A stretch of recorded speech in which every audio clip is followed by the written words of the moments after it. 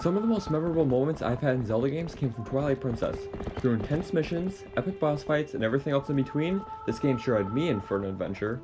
For this list, I am only counting memorable gameplay moments and not memorable story moments. Comparing both story and gameplay elements in the same top 10 list does not flow good, and I'd rather save a story discussion for another video. With that out of the way, I present to you my top 10 memorable Twilight Princess moments.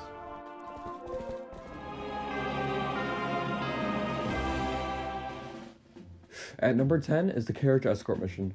Some of the most defining elements of this game involve horse combat, and this mission is one of the reasons why. Lynx's goal is to fend off waves of Elven archers as he tries to stop the carriage by lighting on fire. This moment's satisfaction derives from Lynx's ambition to do anything he can to help out the people he's close to. None of the soldiers of Hyrule went to risk their life with escorting them to Kakariko village, only a courageous hero like Link was capable. This made the mission feel even more epic.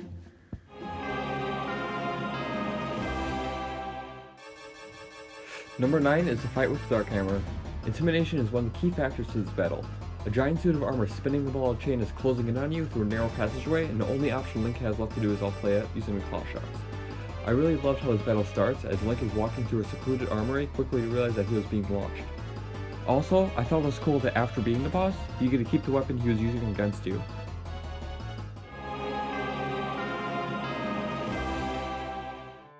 Number 8 was Wolflink's escape from prison. This was the first time the player could experience the game from Wolflink's perspective.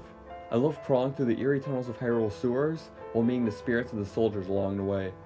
After Link finds a way outside, he can now jump rooftop to rooftop, traversing his way to the castle. I love the dark tones throughout this whole section, and the puzzlement I felt the first time going through this area was one of the main reasons why it was so memorable.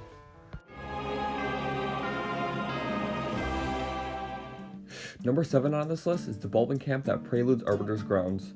After traversing the desert to get to Arbiter's grounds, this is the only obstacle standing between Link and the dungeon. I love working my way through this camp, picking off Bulbin scouts with my bow and slashing at anyone coming at me. The Bulbin fight at the end was also very entertaining, followed by a very epic moment where Link had to ride a boar to escape the burning arena. Overall, it was a very well done prelude to a dungeon.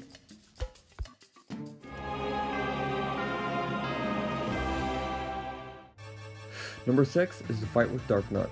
One of the highlight features of Twilight Princess is the exceptional use of sword combat. This battle is one of the best moments that highlight that. In order to successfully fight him, you have to make use of the various sword techniques learned throughout the game.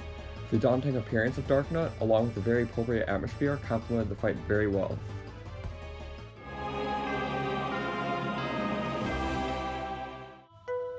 Number 5 on this list is snowboarding to Snow Peak Ruins.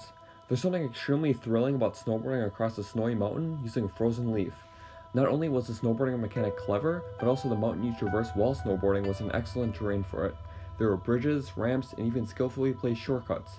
The very first time I played this part of the game, I was shocked, as I would have never expected something so unique like this in a Zelda game. Well, then we got Breath of the Wild.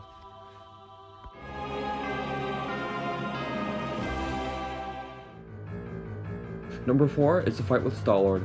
This fight earned its memorability by having a very unique mechanic that worked surprisingly well. The spinner was both used as a weapon and as a sense of portability during the whole fight.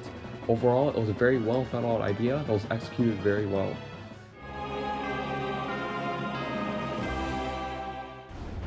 Number 3 is the final Ganondorf fight. Given how good the ending is in this game, it's almost no surprise that something from the finale will be on this list. Just the idea of having a one-on-one sword duel with Link's arch-nemesis in such a foreboding setting made this fight so epic.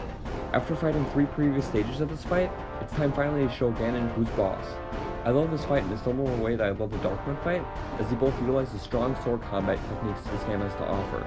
However, this one takes the crown, as it is so much more intense and epic.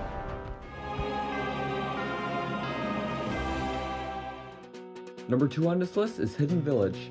As Link first steps foot in this Western-inspired ghost town, he is given the task to clear out all 20 of the Bulbins who took over it. Unlike the Bulbin camp before Arbiter's grounds, you can approach this town in any way you like, and clear out the enemies in any order. Sneaking through alleys, shooting explosive barrels, jumping across rooftops, and so many more approaches you can take to clear out the camp that made it so memorable. This part of the game was made even more memorable by the Western atmosphere and music.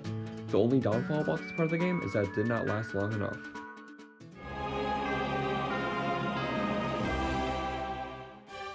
By far the most memorable moment in this game is the epic horseback battle with King Bulbin. After he takes one of the villagers captive, it's up to Link to charge after him. Yes, I did love the part before where Link had to face waves of Bulbins, but the best part by far was jousting against King Bulbin across the Bridge of Eldin.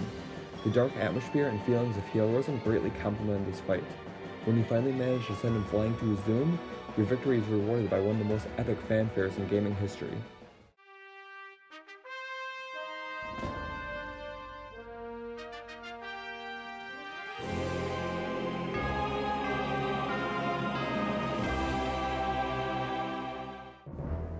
Thank you for watching my video. Since I am still somewhat new to YouTube, I appreciate any feedback you guys have for me. Also, if you want to share your top 10 list, or if you want to recommend a topic for the next video, feel free to share those things in the comments. If you want to hear what more I have to offer, please subscribe and I'll see you next week.